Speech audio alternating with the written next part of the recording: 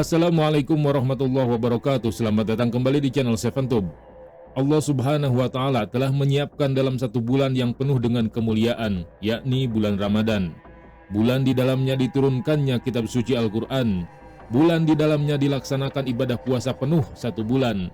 Dan bulan yang di dalamnya terdapat malam yang lebih mulia dari 1000 bulan. Malam itu disebut Lailatul Qadar. Bahkan kemuliaan bulan Ramadan ini digambarkan oleh Rasulullah SAW di dalam hadisnya yang diriwayatkan Abu Hurairah. Ketika masuk bulan Ramadan, pintu-pintu surga dibuka dan pintu-pintu neraka jahanam ditutup, serta setan-setan dirantai. Hadis riwayat Bukhari. Namun kalau melihat kenyataan sehari-hari, masih banyak kemaksiatan yang merajalela selama bulan Ramadan. Masih ada kasus pencurian, pembunuhan, mabuk-mabukan, dan bahkan perzinaan. Bukankah di dalam hadis tersebut Rasulullah SAW menyatakan setan telah dirantai dan dikekang, tetapi kenapa maksiat masih terus berjalan? Imam Ibnu Hajar Al-Asqalani dalam kitab Fathul Bari mengutip dari Al-Khulaimi yang berkata, kemungkinan maksud dari ungkapan setan-setan dalam hadis tersebut adalah setan-setan pencuri berita langit. Pembelengguan terhadap mereka terjadi pada malam bulan Ramadan, sedangkan siang harinya tidak, karena pada waktu diturunkannya Al-Quran, mereka dihalau dari upaya mencuri berita langit. Kemudian pemeliharaan berita langit itu diperketat dengan pembelengguan terhadap mereka. Mereka juga yang dimaksud adalah bahwa setan-setan itu tidak maksimal menggoda kaum muslimin, sebagaimana halnya di luar bulan Ramadan. Karena kaum muslimin saat Ramadan sibuk berpuasa dan mengekang hawa nafsu, membaca Al-Quran dan berzikir. Ulama lainnya mengatakan bahwa yang dimaksud setan-setan di atas adalah hanya sebagian setan, yaitu kalangan yang durhaka dari mereka. Hal ini dikuatkan oleh riwayat Abu Hurairah. Ketika tiba malam pertama dari bulan Ramadan, setan-setan dan jin yang durhaka dibelenggu. Diriwayatkan oleh Imam Ibnu Khuzaimah dalam Shahihnya, Imam At-Tirmizi, An-Nasai, Ibnu Majah, dan Al-Hakim dari jalur Al-A'mash, dari Abi Shalih, dari Abu Hurairah.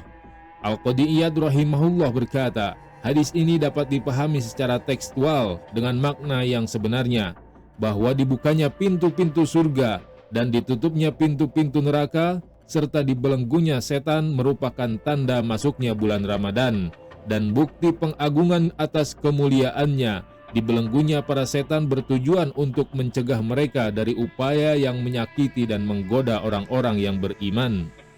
Hal ini juga dapat dipahami secara majazi, makna kiasan atau konotatif. Makna ungkapan tersebut dapat dipahami sebagai isyarat atas banyaknya pahala dan ampunan, sedangkan upaya setan-setan untuk menggoda dan menyakiti terbatasi, sehingga mereka seperti terbelenggu. Mereka dibelenggu untuk melakukan suatu upaya, namun tidak dibelenggu upaya yang lain. Mereka dibelenggu untuk menggoda manusia satu, namun tidak dibelenggu untuk manusia yang lain. Sedangkan Imam Al-Qurtubi, sebagaimana dikutip oleh Imam Ibnu Hajar di dalam kitab Fathul Bari, dengan gamblangnya memberikan jawaban tentang setan yang dibelenggu, namun maksiat tetap jalan. Kemaksiatan tersebut terjadi pada orang yang berpuasa yang tidak memelihara syarat dan adab puasa. Atau mana hadis tersebut adalah sebagian setan dibelenggu, yaitu mereka yang durhaka saja, tidak semuanya. Atau maksudnya adalah memperkecil angka kejahatan di bulan Ramadan. Ini dapat diindra terjadinya hal tersebut lebih sedikit frekuensinya di bulan Ramadan dibanding bulan lainnya. Karena tidak mesti dengan dibelenggunya semua setan berarti tidak ada kejahatan dan kemaksiatan.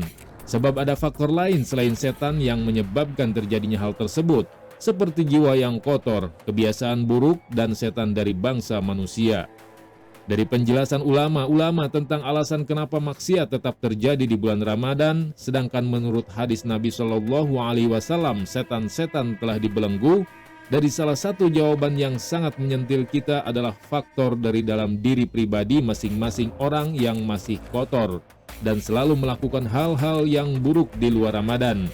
Hal ini sehingga meskipun setan itu telah terbelenggu, tetapi karena sudah menjadi watak kebiasaan berbuat maksiat, maka di bulan Ramadan pun ia akan melanjutkan kemaksiatannya.